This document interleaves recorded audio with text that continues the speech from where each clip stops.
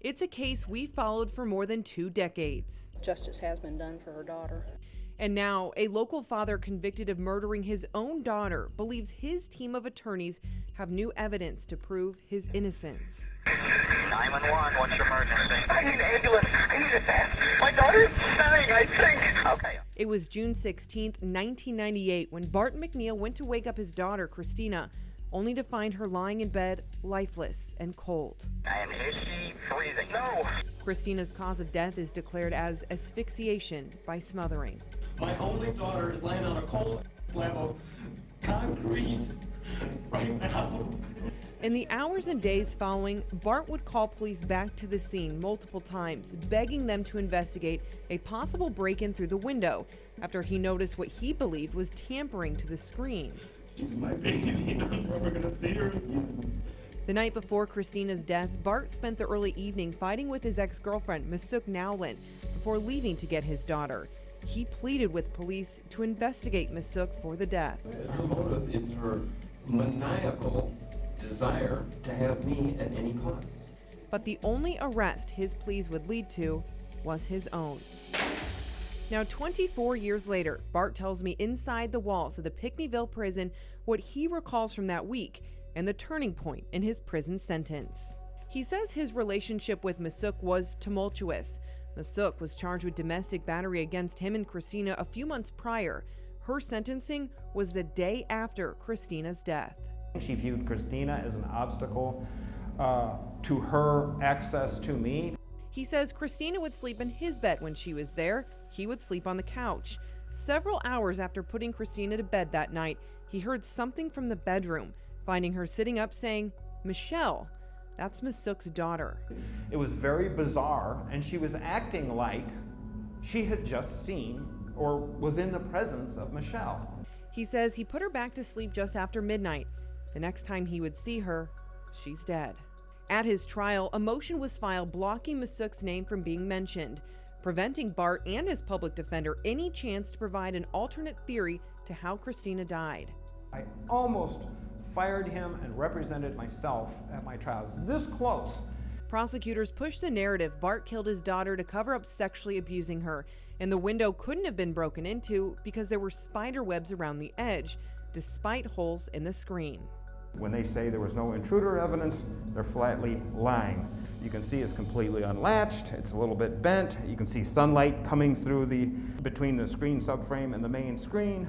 Bart's landlord testified that he walked past that window regularly and never saw the holes. Police officers admit the screen was not properly in its track. This video shows just how easily it falls out. And the screen came loose. Damn it. Whoever stuck their fingers in there and pulled their fingers back out would have gotten their fingers scratched. There would have been DNA on the tips of those strands. And despite those statements, Bart was found guilty in his bench trial, sentenced to natural life in prison. I really don't think he did it. Transcripts show Bart's frustration about the information not included in his trial, like Masuk's violent past with Bart and Christina, a DCFS investigation after hitting her daughter Michelle, anger management, and even a lie detector test. It's something Bart's cousin, Chris Ross, claims are part of several Brady violations.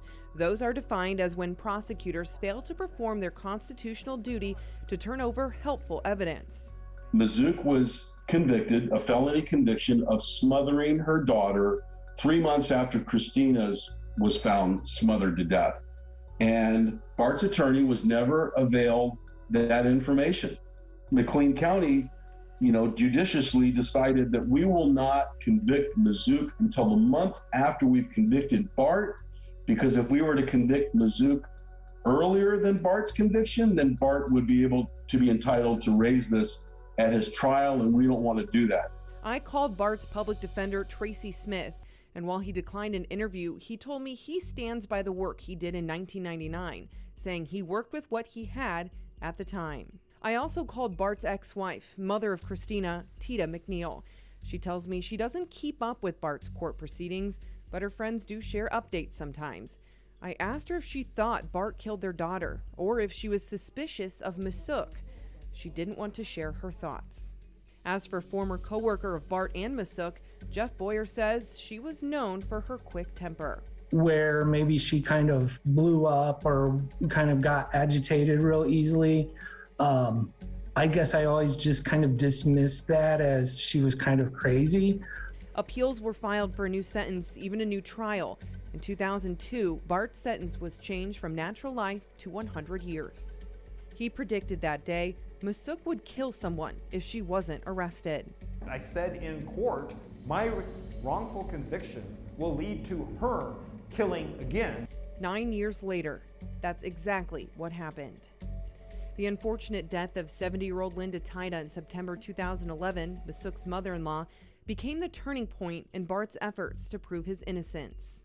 I get an envelope from my buddy, and I open the envelope, and there's a front page article, and there's Masuk's picture on it, and it said, "Bloomington woman charged with murder." And I'm like, oh my God. Just a few months later, Bart's case is picked up by the Illinois Innocence Project and the Exoneration Project. He receives that news on January 11th, Christina's birthday. For anybody that takes the time, like the Innocence Projects have, to go through all of Bart's discovery documents as well as the trial transcripts, there is no way you would not come out of that process without absolutely believing in Bart's innocence. Within 2 years, the team was granted the ability to have new DNA testing on the bedding and bring new experts to look into the case, which is the focus of Bart's court proceedings this Thursday, May 12th. Much of this new information is disproving evidence presented in 1999 as modern forensics disputes it. This includes the claim Christina was molested before her death. At the original trial, Dr. Violet Nilica testified that swelling on the young girl's genitals would suggest sexual abuse. However, there was no internal evidence of that. Dr. Nancy Harper at the University of Minnesota Children's Hospital says Dr. Nilica's claims are scientifically inaccurate and baseless. Some of the potentially impactful pieces of evidence: the DNA testing verifying the hair of Masuk Nowlin on the deathbed of Christina and her DNA on the bed sheets and pillowcases. This receipt shows that Bart took his laundry to be clean because he knew Christina would be sleeping there. I picked up my laundry from the EconoWash laundry service, which included this same bedsheet. Masuk's touch DNA does not survive the laundering process. Touch DNA is not transferable from one item to another through casual contact.